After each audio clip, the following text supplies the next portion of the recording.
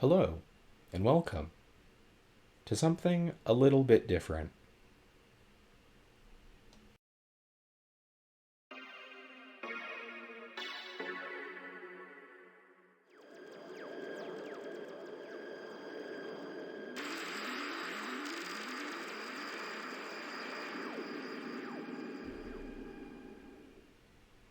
We are going to be playing through the game Dragon Tycoon Edge for the 3DO.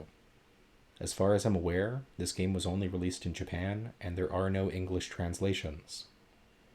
On the right side of your screen, you will see live translations for the on-screen text and the voice speech. Those are in real time as I see them. At the bottom of the screen, I will be editing in my best guess interpretation and having that underneath the video. I do not claim to be an expert in Japanese, so expect mistakes as we go. I hope you enjoy taking a look at this crazy game with me, and I hope that it captivates you in the same way that it did me. This is the story of Dragon Tycoon Edge.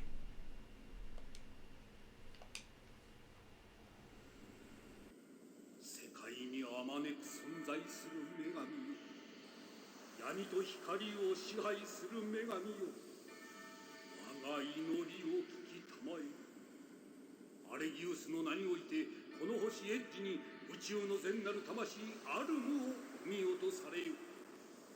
我が身が果てるまでにこの地に生み落とされよ。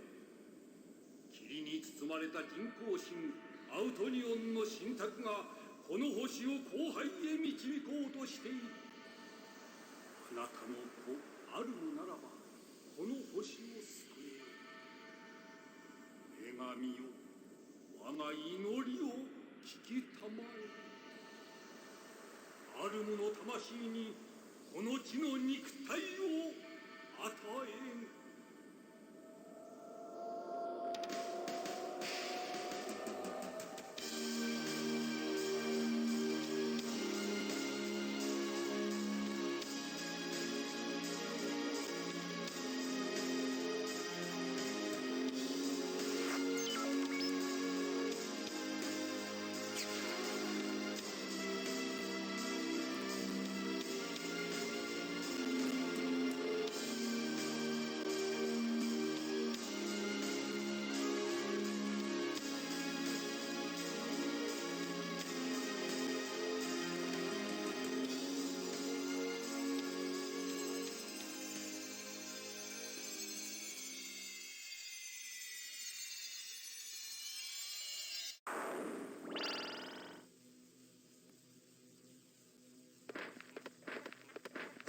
エネルギーだぜ。うっせえ星だ。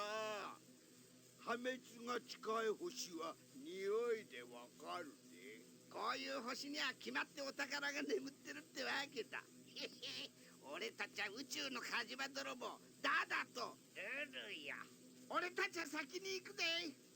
おめえもせいぜい頑張りな。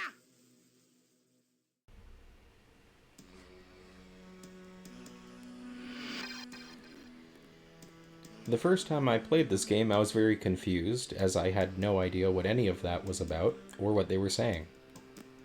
We're greeted with this FMV style control, where we can move around some pre-rendered backgrounds, and because we happen to be facing this direction, my first thing was to turn straight around and go this way.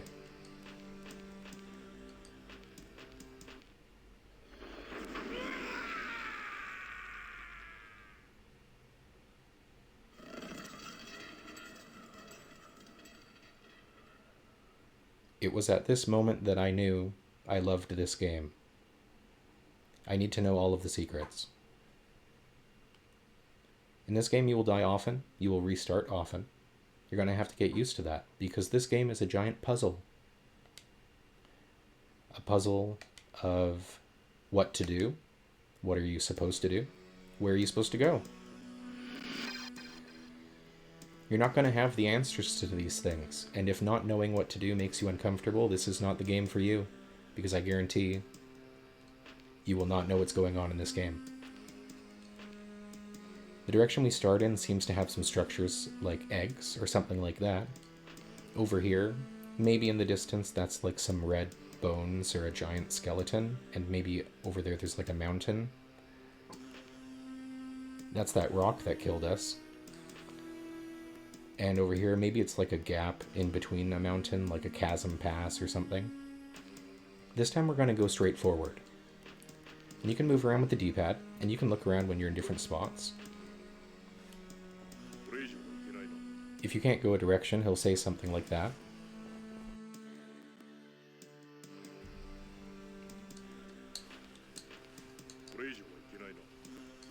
It's something along the lines of, I can't do that.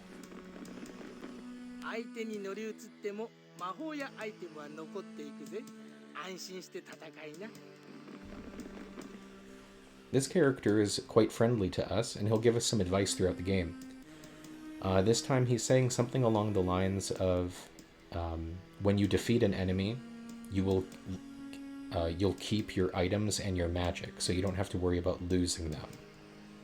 You'll hold on to it.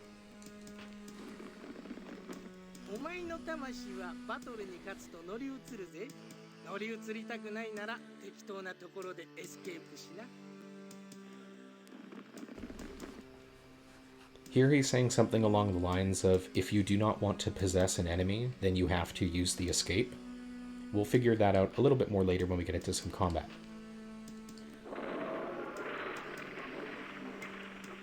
Doesn't seem like there's anything we want to do in that direction, so we'll continue on. Here looks like something. Maybe some rocks. And a staircase down, so we'll check this out.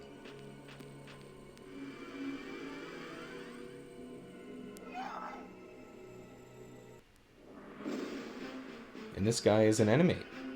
This enemy I'm going to be calling a Pyrvin. And we're going to take a look at the battle mechanics right now. At the top of your screen you see HP and MP. That is indeed health and magic. The yellow bar underneath is the enemy's HP. And then at the bottom we have power, magic, item, and escape. We're going to use magic on this guy. And we do have to get a little bit lucky. I'm hoping that he won't kill us. There is a chance he'll kill us if he just attacks the whole time, but he does have a second move. This one here. This doesn't do any damage. That's good for us. We're out of mana, you can see at the top, so we'll have to hit him with the power. And that was just enough.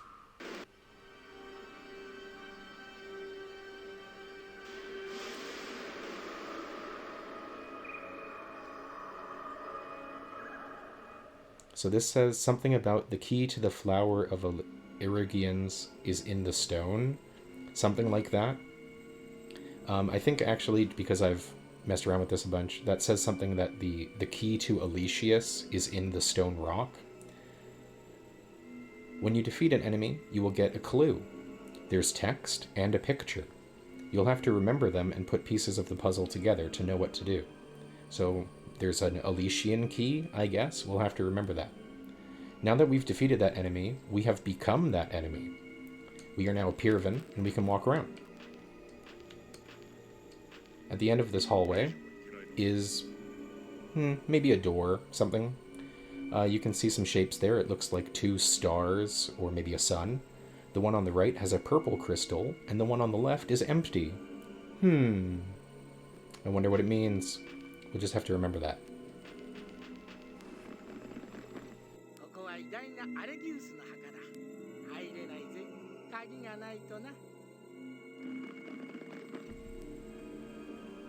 This time, our friend is saying something about, this is the gate to Elysius, and you can't enter it without a key. Something like that. So again, we'll need that key. Apparently it's in a rock. We'll go back this way and walk around as our Pyrvin. We can check out some of these giant eggs. I'm not sure if they're actually eggs, but kind of look like that. If we look at this one, seems to be a square hole in that egg, but there's nothing in there. Suspicious.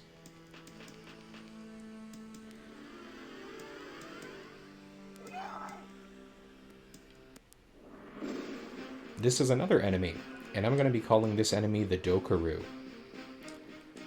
This time we'll hit him once, just to show that off. That's basically your character just punching. And if we check out our magic, because we defeated the Pyrvin, we gained his magic ability, which was that move that didn't do damage. We'll take a look at what that actually does later. For now, we'll just kill this Dokuru. Hopefully. Okay, good.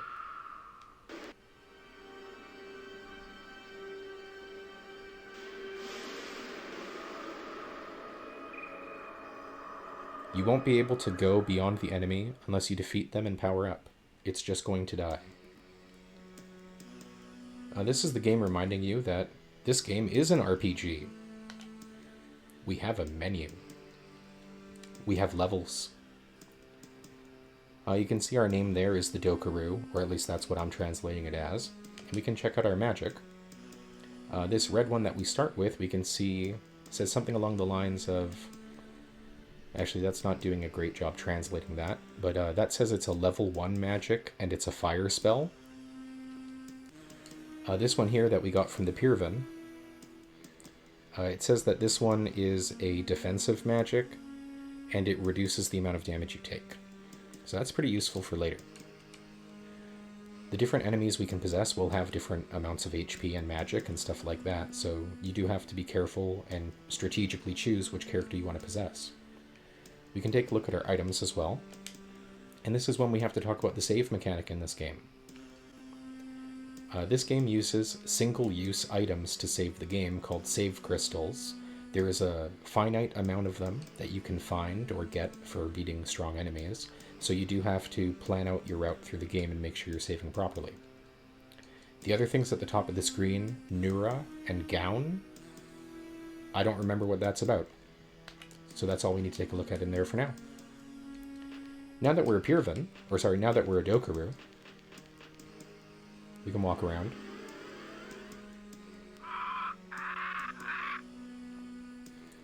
Because we're already a Dokuru, that Dokuru won't give us any trouble, and he'll just let us go by.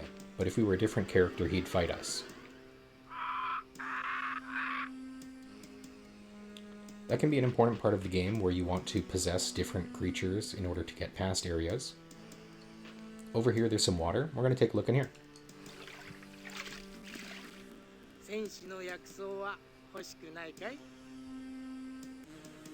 This one, he's saying something along the lines of like, do you want a soldier's herb?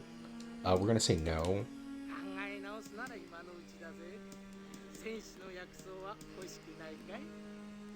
This time, I'm not entirely sure. I think he's saying something about, like, soldier herbs are not very tasty, but are you sure you don't want it? We're still gonna say no. Now he asks instead if we want an anima stone. Nah.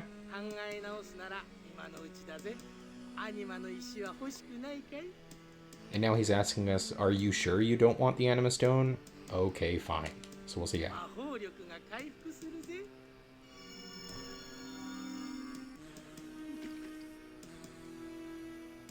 Great, so apparently our magical power will be restored. What does that mean? What was that purple crystal? Well, let's check it out in the menu.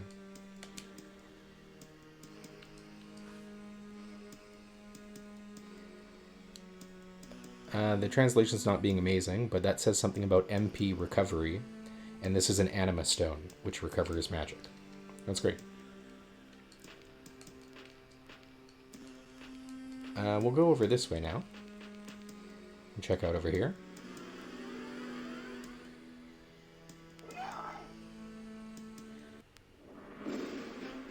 This is a crab monster. I'm going to just call them crab monsters.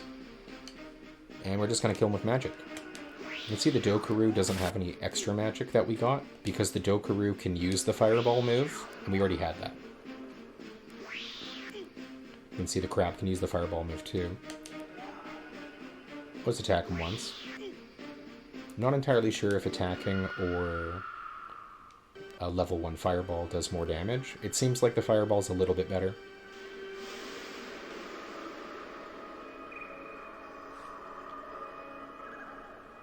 It says you must have... I didn't quite catch that, but that says something about you cannot enter the temple above unless you talk to the statues. What does that mean? What temple? Well, if we look in this direction... この先へ行かすわけにはいかん。島を切り離す計画が狂ってしまって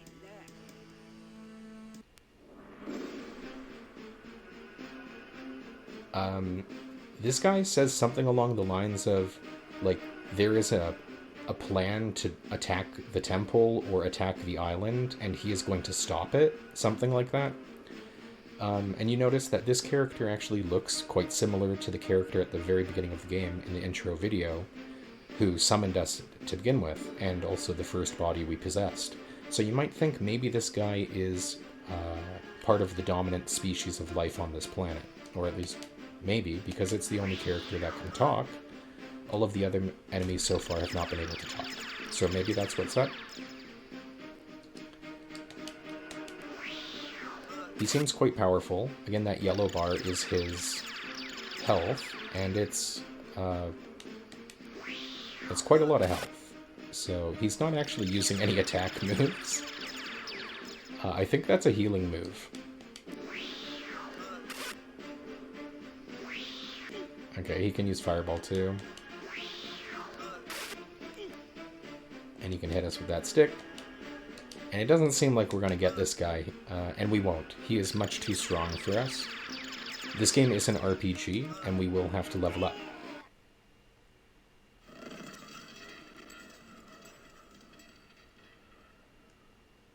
You will see that screen a lot. We're going to wrap up the first video here for now. If you are interested in this game, I highly encourage you to give it a try yourself. It is basically just a giant puzzle, and you know, if you want to figure it out on your own, I encourage you to do so. This game is really cool, and I really enjoyed it when I played it. I'm happy now that I have the technology to be able to have live on-screen translations in real time. That's not something that I had when I played the game the first time. I was literally just writing things down on paper and pencil and drawing maps and trying to remember the clues and translating them later and stuff. So this is really cool to be able to play through it this way, and we're going to continue on. If you are fluent in Japanese, or at least more knowledgeable than me, I would love if you could help me translate some of these lines. The whole point of this, and from the very beginning when I played it the first time, I just want to know more about this game. I can't find any information at all. So I'm going to make this video series of us playing through it. If you know things, I'd love to talk about it. So join me in discussion of this cool game. I hope you enjoy our journey through it. This will be the story of Dragon Tycoon Edge. Thanks for watching, and I'll catch you next time. Have a great day. Bye.